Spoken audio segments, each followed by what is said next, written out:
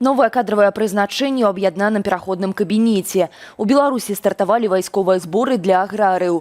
Дзіцячы хірург Андрэй Любецкі на волі. Пра гэта ды іншыя навіны 10 жніўня апавяду найбліжэйшыя хвіліны.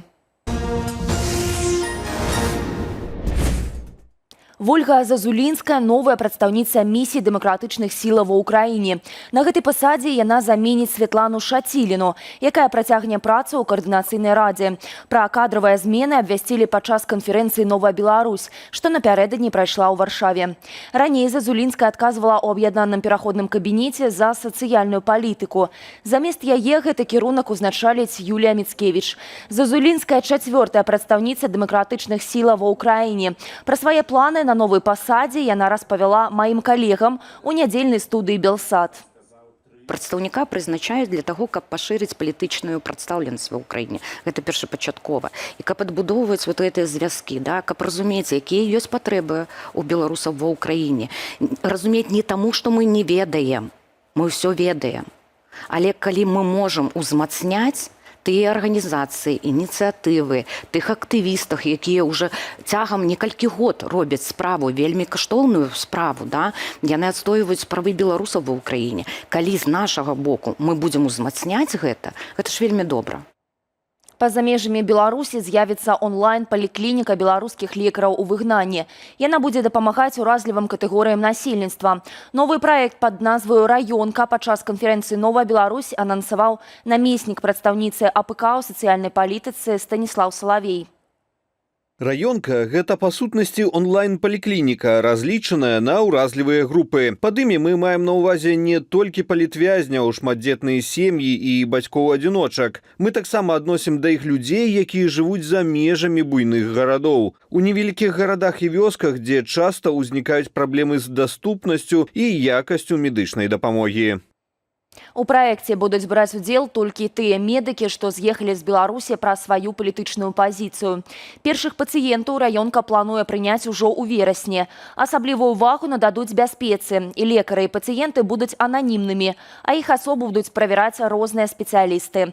Паводле арганізатараў гэта неабходна праз тое, што беларускія ўлады рэзка рэагуюць на спробы паказаць праблемы з медычнай дапамогай у краіне. Праштрафіўся на ўборцы, можаш апынуцца ў войску. У Беларусі пачаліся вайсковыя зборы для тых, каго ўлады прызналі нядбалымі работнікамі сельскай гаспадаркі. З прызваных сфармуюць стралковы батальён.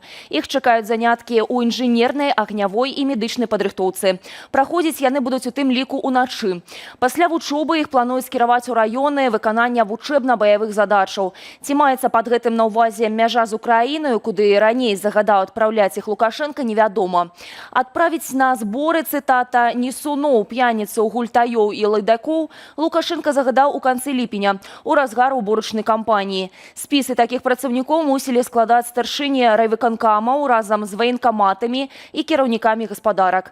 Мясцовыя ўлады ў некаторых рэгіёнах заяўлялі аб выяўленні некалькіх дзесяткаў патэнцыйных штрафнікоў.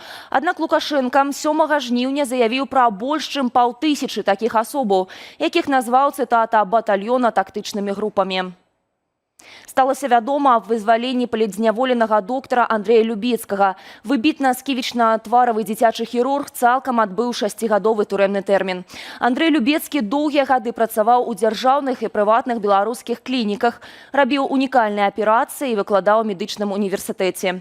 Пасля падзею 2020 года быў валанцёрам-медыкам у лагеры каля ізалятару на Акрэсціна, дзе надаваў дапамогу пацярпелым ад гвалту сілавікоў беларусам.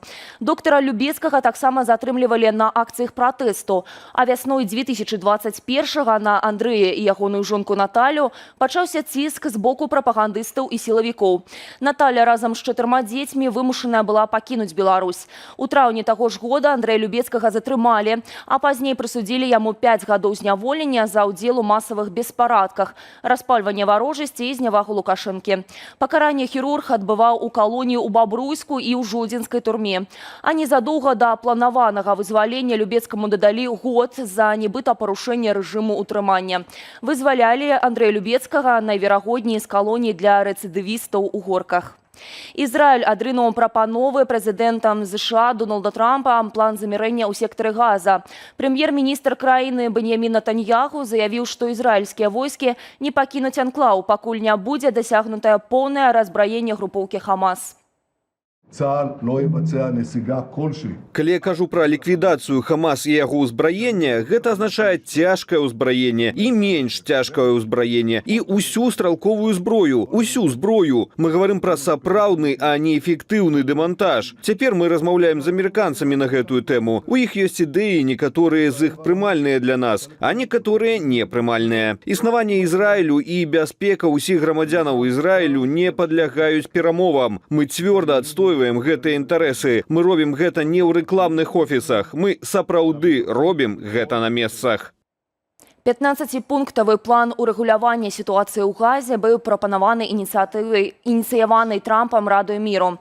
Ён прадугледжваў паэтапнае разбраенне Хамасу і перадачу ўладу анклаве новай цывільнай адміністрацыі ўзамен на разварочванне стабілізацыйнай міжнароднай місіі і выхад з тэрыторыі Газы падраздзяленняў Цагаль. План некалькі месяцаў абмяркоўвалі з прадстаўнікамі палестынскай групоўкі.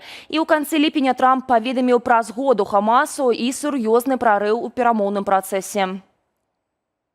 Раніцу панядзелка беспілотнікі атакавалі расійскі горад Ніжнякамск у Татарстане. Паводле інфармацыі відавочцаў, пад ударамі мясцовыя нафтаперапрацоўчыя прадпрыемствы.